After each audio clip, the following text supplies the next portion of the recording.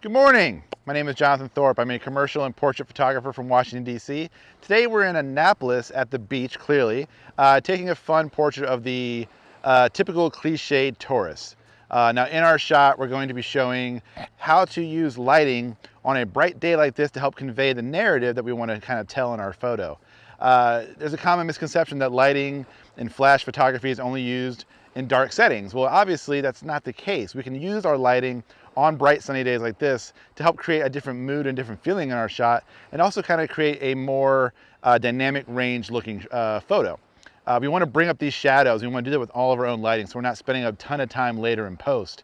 The goal of my photography is always to spend more time on set shooting, less time at a computer. And by using lighting on a day like this, where it's not the most optimal of lighting conditions, right? We have a sun that's pretty much almost directly overhead, which usually casts a dark shadow on our face and under our eyelids and our brows. We're going to use our flash to fill in those shadows to help create a more processed looking image right from the start. So stick around. This is going to be a lot of fun. We're going to do a couple different scenarios today, and it's going to be a good shoot.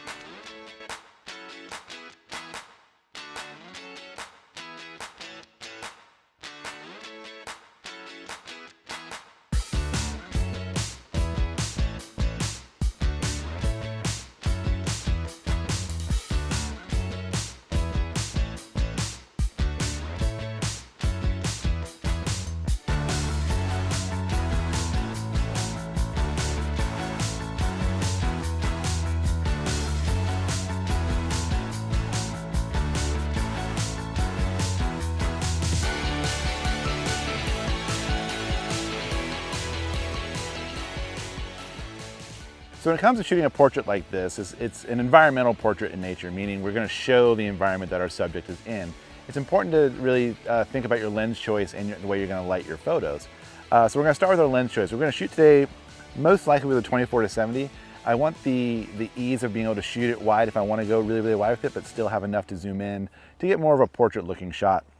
Most of my shots today are going to be in the 24, maybe the 50mm range, because I do want to show a lot of the environment, but I don't want to lose my subject in it at the same time.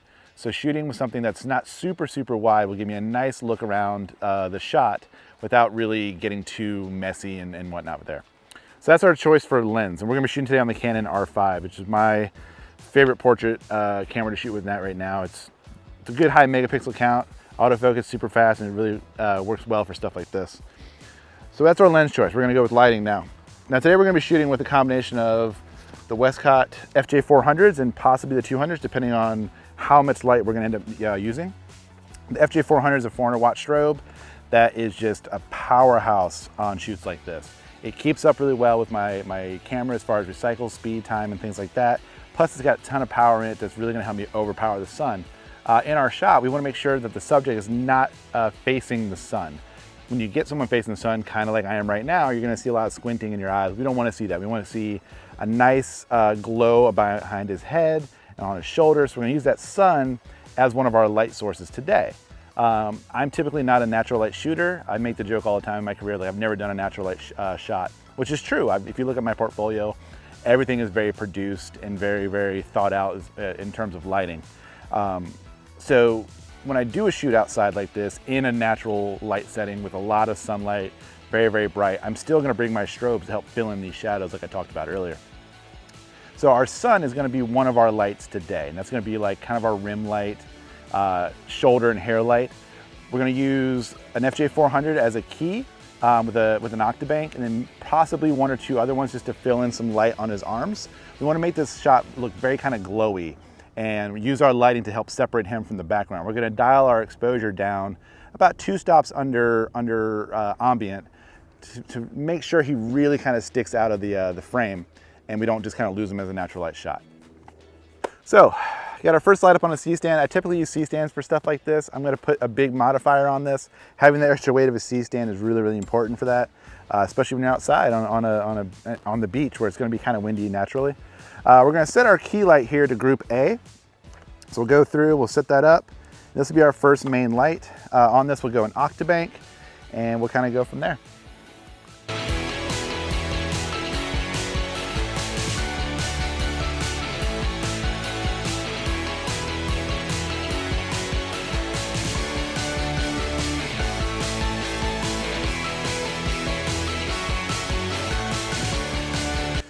Okay, so modifiers.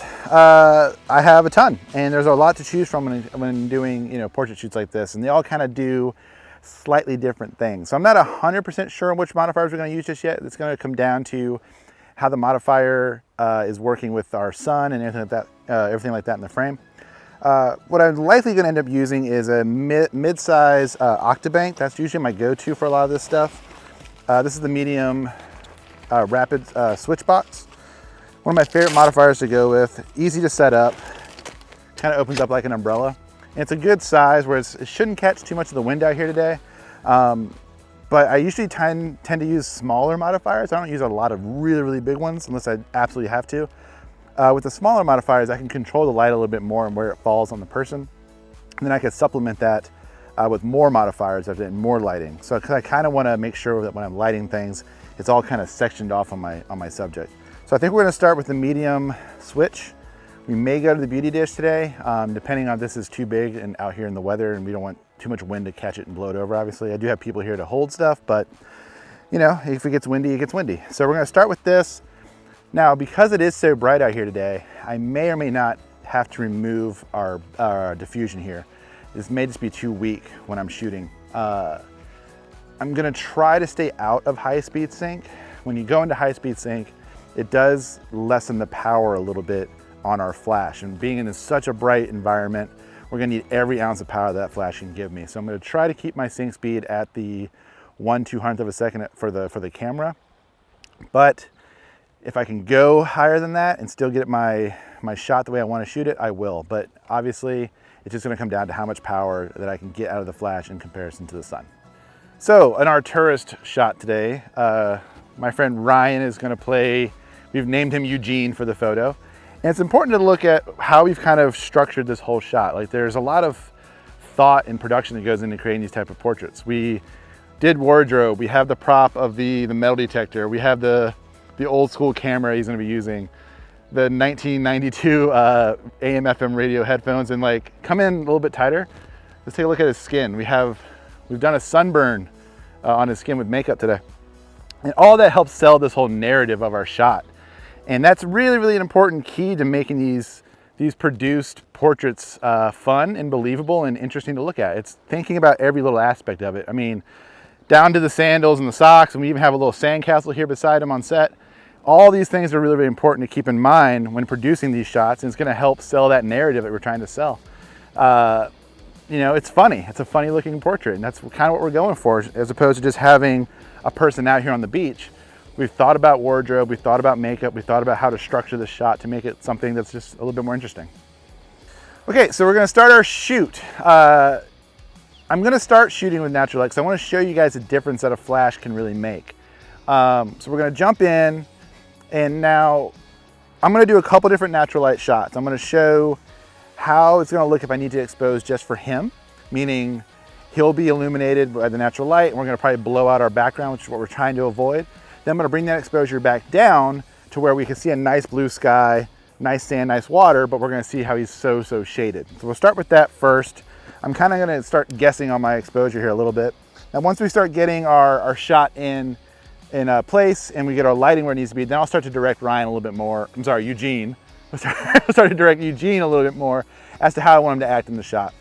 A lot of these photos is it's less of a photographer situation, more of a director. Like the camera is almost kind of secondary in these shots because we want to make sure we're getting the emotion and the narrative and the story from him. So it's more of just a director position than anything else. So let's go ahead and try get our natural light. So we're gonna shoot this as if we didn't have a strobe, we just came out to the beach. We want to get a nice exposure on Ryan here. So let's see what we got. And that looks about right.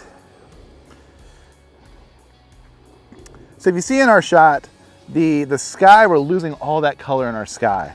We're losing a lot of the detail in the sand. It's all just kind of blown out. Now he looks okay, which for all intents and purposes is good, but we're trying to do this shoot with the least amount of post-processing time as possible. And that's why we're gonna use our lighting. Our lighting is gonna help fill in those shadows and help create this scene So it's not just hours and hours spent trying to recover highlights and recover shadows and things like that. We're using our lighting to kind of make all that happen for us before we go home. So when we get home, it's only about 10 minutes of post, which is where I want to be. So we're gonna do some more here, try to get this light on him so we can see him really, really clearly. And you see in the shot, like I said, it's just a blown out background, which, you know, for me and the way I like to shoot and the things I like to shoot, it doesn't work for me. And there's a lot of people out there who do like that look of natural light, and it's just not the way that I choose to shoot. It's gonna be, I want this processed, highly produced looking shot when I'm all said and done. So now that we have that exposure, I'm gonna start dialing it back to get all that detail back in the sky, and we'll see the difference that that's gonna make in our lighting. So there we go. So for reference, I should probably bring this up. I'm shooting at f8 and ISO 50. And the reason I'm not getting the high-speed sync area is because I know the flash is not gonna probably be powerful enough at high-speed sync to deal with this really, really harsh overhead sunlight. So at f8, to get that blown out look that we saw when when you had the light on him, I was at 1/40th of a second. So I'm gonna go up to probably around 1/200th of a second, my camera sync speed, and see where we're at there. Now taking a look at this frame, we'll note that now we have that blue sky. Now we see the sand, now we see everything, but he's completely engulfed in shadow. And that's why we want to start bringing our lighting in to compensate for that shadow. All right, so now that we've got our base exposure, meaning that we have our background properly exposed, we can start to incorporate our lighting. Now I think I am gonna be able to use the diffusion on this, which is great, because I really want to make sure that I'm not blowing out any skin tones or anything like that. Now you're gonna notice that I'm keeping this modifier pretty close in to Eugene. I'm gonna keep forgetting that all day. Eugene. I wanna keep this modifier as close as I can for two reasons. One, I wanna make sure I'm maximizing all the power I can get out of this light onto him and not just kind of letting it spread out too much. And two, the closer you bring your modifier into your subject, the more you see the effects of that modifier on them. So as you pull this modifier away, it starts just to become kind of just light spilling out and doing its thing.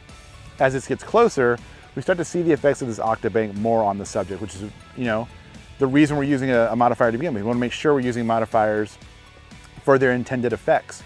So I try to keep modifiers and lighting anywhere from 2 to 4 or 5 feet away from my subject at any time. And that goes for most of the modifiers. Now today, I am gonna be using a long throw reflector on one of the lights that's gonna be kind of off in the distance, hitting the side of him. And that's one of the rare occasions where I can keep the modifier far away, because that's gonna help simulate sunlight anyways. So we want that modifier to be farther away so it achieves the effect of a sunlight situation. Even though we have sun, that sunlight's only hitting back here. We wanna make sure we're getting a lot of sunlight on his arms and stuff too. So we'll start with this. We're gonna put on our trigger, the FJ X2M, which is a really cool trigger in the sense that you can use this with any camera manufacturer. Canon, Panasonic, Nikon, Sony, I'm gonna forget something else, but all the manufacturers can work with the same trigger and still get high-speed sync, still get TTL, everything that they offer. Go and throw this on. Now my camera settings are gonna be around 1/200th of a second at f8. So it's gonna be it's gonna be a ton of depth of field in the shot, which I'm okay with. We're gonna be shooting fairly wide. And something I always try to avoid with lighting is you can get what I call the green screen effect. I'm gonna be lighting him from the side and from the front, which is gonna really kind of cut him out of the scene. Now, if you shoot too shallow at like an f2 or 1.8, 1.4, whatever, then the background falls off really quick and it looks like they were kind of photoshopped in, which is something I try to avoid. I wanna make sure we have enough depth in the shot so we can see the detail in it, and then I wanna use my lighting to make him stand off of the frame, not necessarily my depth of field or my focus. So let's start here. We're gonna shoot at 24 millimeters, so pretty wide. I'm gonna drop down. I'm gonna shoot low and kind of up because I wanna show the vastness of the location at the same time. Also, I call this kind of like my hero angle. I'm 6'4", so everything I see when I shoot is probably top down. So shooting from a low angle like this is also a different perspective for me to see. It kind of keeps my brain a little bit more creative on a shot. Let's go ahead, we'll bring this up. I'm gonna do a test shot first. And let's take a look at that one. And as you can see, we still have that background of that blue sky. It's got a really nice gradation to it.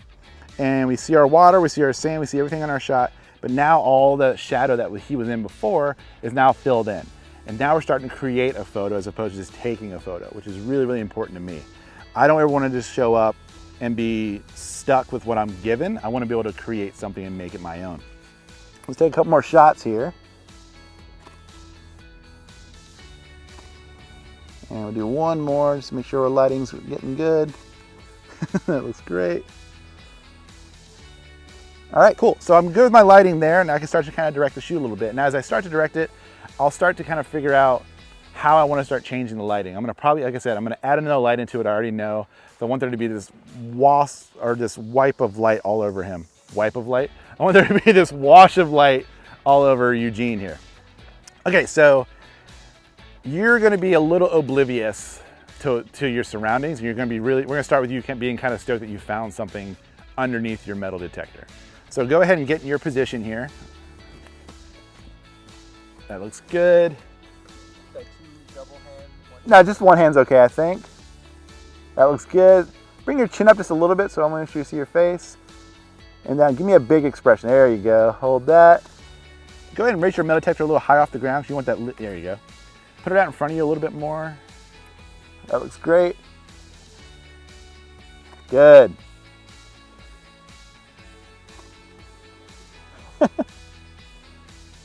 Awesome. Take a look at a couple of these.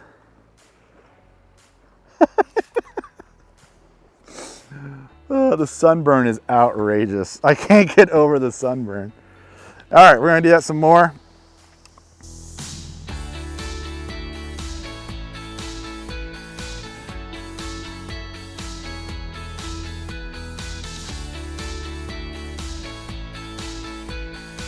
All right, so we're gonna go to our second light. This is gonna help kind of cut him out of the background even a little bit more. Also, it's gonna let me kind of bring my exposure down because so much light's gonna be hitting him.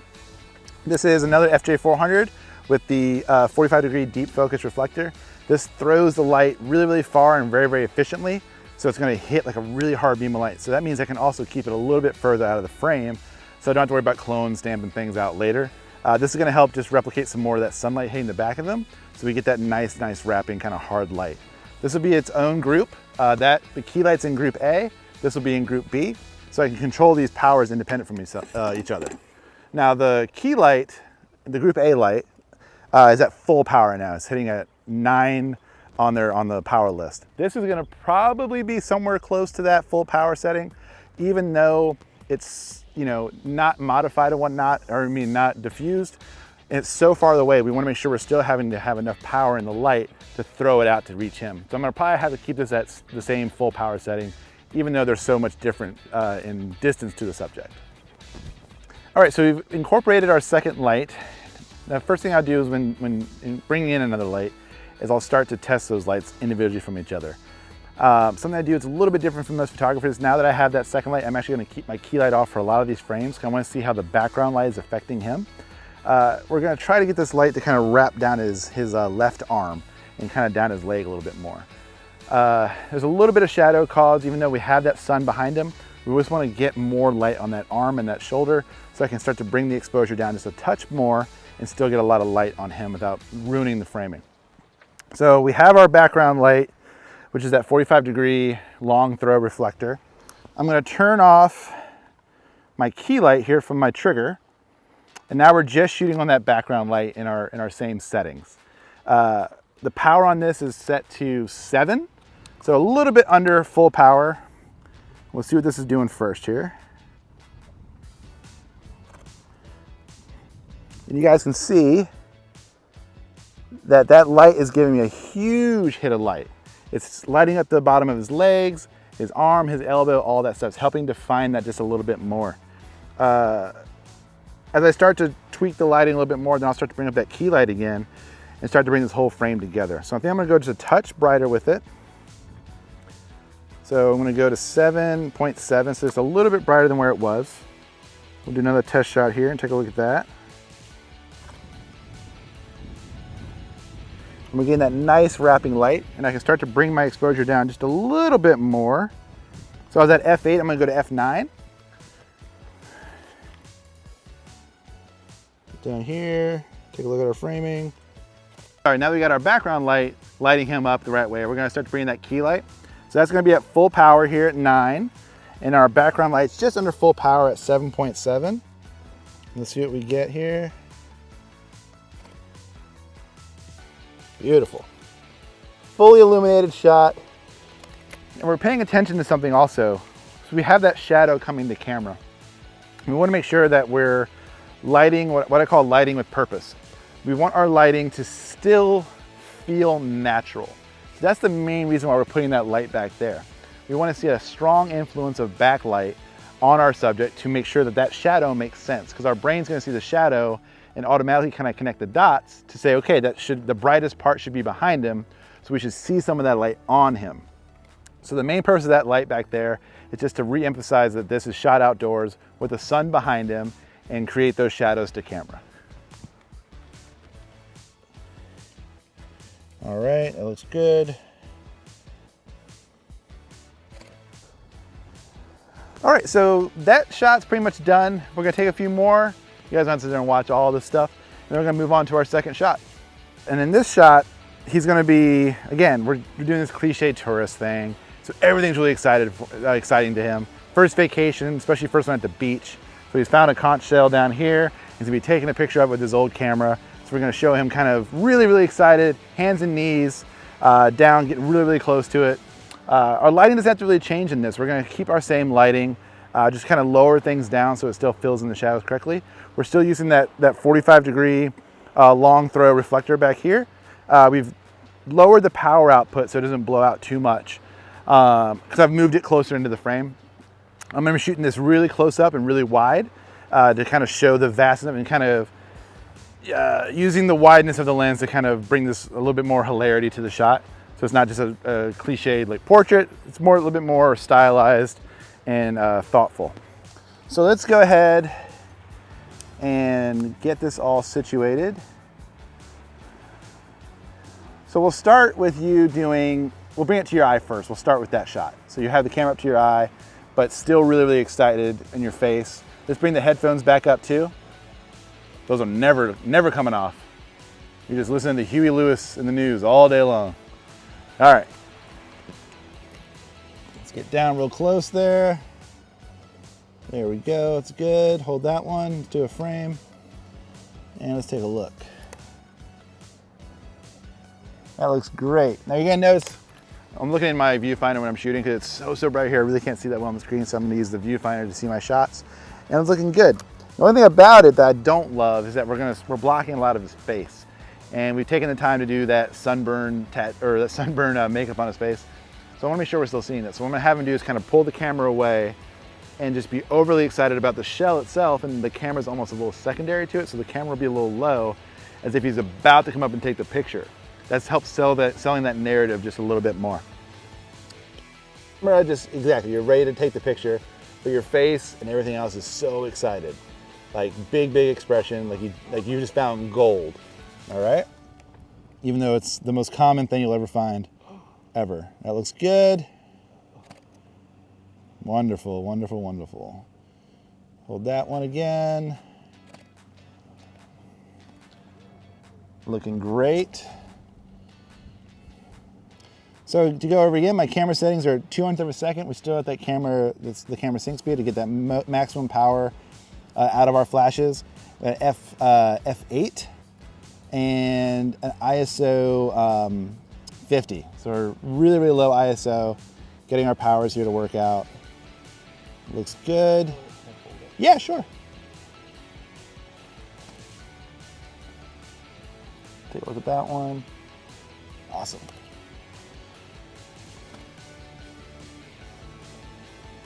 And let's go ahead and throw it back in the sand for me. And we'll do, yep, camera's primed and ready to go. Perfect, hold that. That should be the one there. Yep, that looks great. Oh, this is so ridiculous. All right, that's actually our second shot. So since we got our lighting kind of figured out in our first few frames, we know we can kind of stick with this lighting. Again, we're using our light to help tell the story. We don't really necessarily need it to light our photo because we do have sunlight out here. What we're using it is to kind of compensate with the sun and help tell that narrative of our frame and tell that narrative of our shot by filling in shadows and making it look a little bit more stylized and produced. So that's our second shot. We're gonna go on to our third and probably final, which is gonna be him finding a gold coin in the sand. All right, we're going to our last shot, and this is gonna be when Eugene finds his gold coin that he's been searching so frantically for on the beach. In the first frame, we saw how excited he was for it. Second frame, we saw how just excited he is for being at the beach, and now this is gonna kind of bring the story full circle. We're gonna shift our lighting. We note that the sun is now gonna be on his left side. So we're gonna use that as one of our lights again. So this is gonna be technically a 3-light setup. Sun is gonna be on this side. We're gonna use our long throw reflector on the other side to kind of match that intensity. And then finally we have our key light that's gonna light up the front of his face. So we're gonna move this over back here. There's no real rhyme or reason to where we put these things. We're just kind of guessing. And then we'll see what it looks like when we get there. There's a weed whacker in the shot. If you guys can hear that, it's really, really good and professional. It is what it is. We're shooting on location. This is the stuff that happens, you know? No big deal. All right, that's good. So let's kind of visualize what's gonna happen here. This light's gonna fill this side of his body with light. Our sunlight is gonna fill that side, which is already happening. We see our shadow going this way. Eventually, we're gonna bring our key light just in front of his face to fill in those shadows that are gonna be caused by our sunlight and our background rim light. We're gonna start shooting just natural, making sure our scene still looks a certain way and that we're using that sun as a good rim. I'm gonna turn off my other lights and start to get my ambient exposure.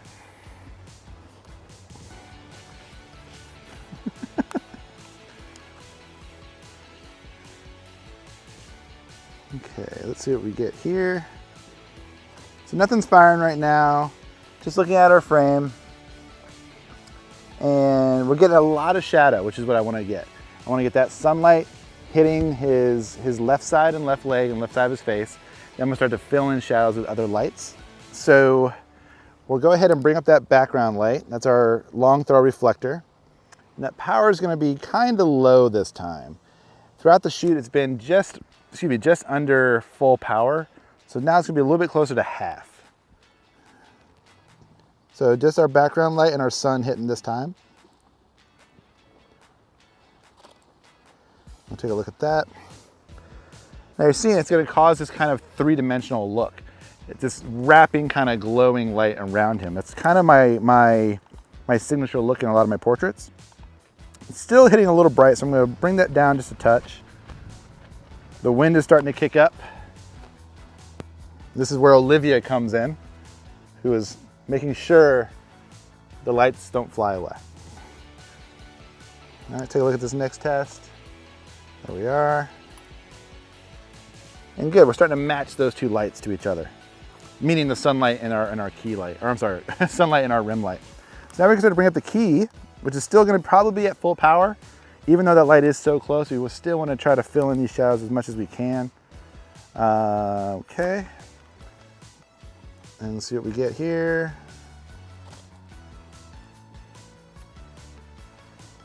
And that's looking good.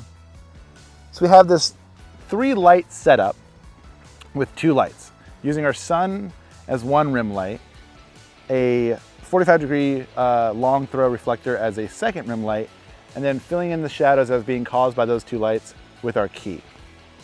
So with your gold coin, your doubloon, if you will, I want to hold it with both hands, kind of low, and you're going to look at camera and be just Christmas morning again. Chin up just a bit. Right there, hold that. Perfect. Excellent, excellent, excellent, excellent, excellent.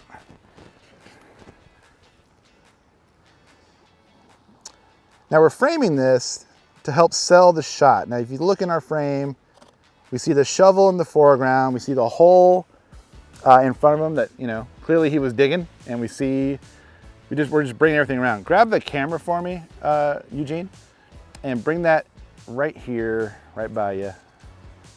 There we go. Tilt it back towards you a little bit more. Perfect, there we go. Okay, metal detector is perfect there. Coins there. All right, let's hold that frame. right there. Holding that. Beautiful. That looks awesome. So it's bringing all those elements together to create the narrative.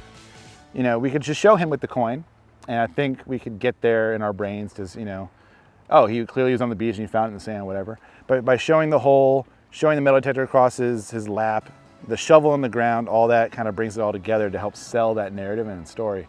You know, I think in photography, it's really easy to get into the habit of just taking pictures and taking portraits, which is totally fine. For me, I like to shoot more narrative work. I approach photography from more of a cinematographer's perspective and director's perspective. I want my frames to feel like a little bit of like a movie still rather than just your typical photo. So it's bringing all these elements together to create a cohesive and interesting story as opposed to just the picture. Let's do a few more of these frames and you can kind of wrap it up from there. So real stoked, eyes right to me, hold that. Very good. The sand getting in your eyes, I'm sure. I'm gonna do a tight shot to you. Gonna zoom into 70 here, get this shot, hold that. Good. All right guys, that should wrap up our shoot for today. This has been a lot of fun. Doing these type of scenes where it's a lot of planning and wardrobe and production and narrative nature and storytelling is always the thing that I love to do. And if you guys are all portrait shooters or whatever genre you're shooting in, try to keep these type of tips in mind about creating these narratives and these stories, because I think, you know, it becomes a photo that you've created, not just a photo you've taken. And I think it sells a story better, or I'm sorry, it sells the picture better when there's a narrative attached to it. I want to say thank you so much to Robert's Camera and Westcott for putting this together. I hope you guys learned something. If you guys ever need anything, please hit me up on Instagram at jthorpephoto or my website, jthorpephoto.com, and I will see you guys in the next one. Thanks.